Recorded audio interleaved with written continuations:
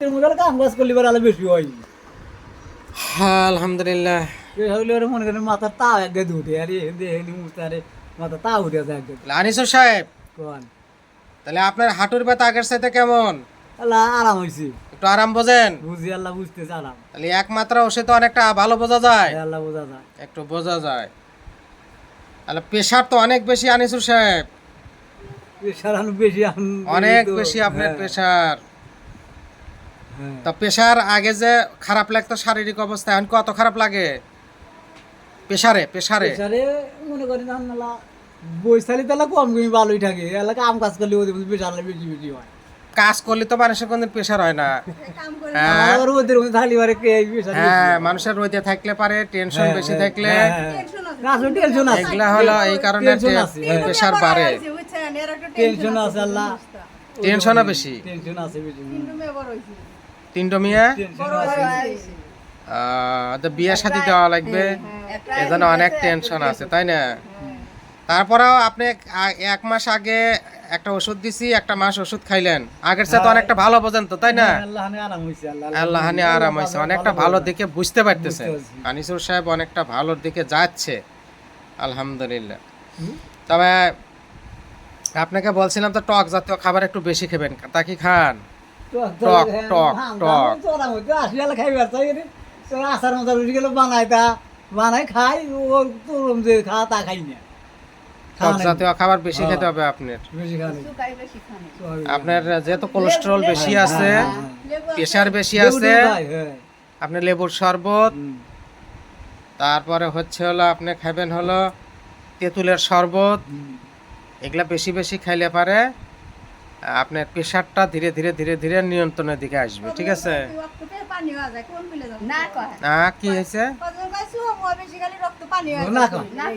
শুকা খাইলে রক্ত পানি হয়। টকে আপনার ওই তেঁতুলের যে কি উপকার, আপনি যদি তেঁতুল সম্বন্ধে জানতেন যে তেঁতুলে এত উপকার হয়, তাইলে আপনি এই কথা আজকে বলতেন না। কারণ আপনারা আমরা জানি না, যার কারণে অন্ধ যে মানুষ, তাক যদি আপনার ওই বাঁশ ধরে দিয়ে যা কোয়া যায় যে এইটা হলো কুশের খেত, ও তাই বিশ্বাস করি, ঠিক কিনা? কারণ আপনি তো অন্ধ, এখন আপনি মানুষ একজন যা বলে ওটাই আপনি বিশ্বাস করেন। অতএব তেঁতুল খাওয়া উপকার, তেঁতুল খুব ভালো জিনিস। আগে মানুষ তো আন্দারে গেলে পুরাতন তেঁতুল আরো স্বাদ লাগে বেশি, ঠিক না? আনিসুর সাহেব খাওয়া দাওয়া করছেন? সকালে খাওয়া দাওয়া করছেন? আচ্ছা, তাহলে গরুর মাংস কয়দিন খাইছেন?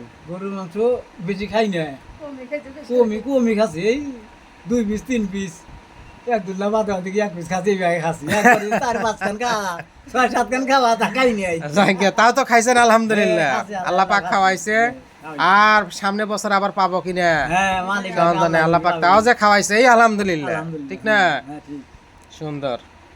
যাই ওষুধ খাওয়াতে থাকেন, আল্লাহ বড় থাকে, যে ওষুধ দিচ্ছি এই ওষুধে ধীরে ধীরে ধীরে ধীরে ইনশাল্লাহ সেরে যাবে, আল্লাহ পাক মাফ করে দিবে, এতটুকু আশা আছে।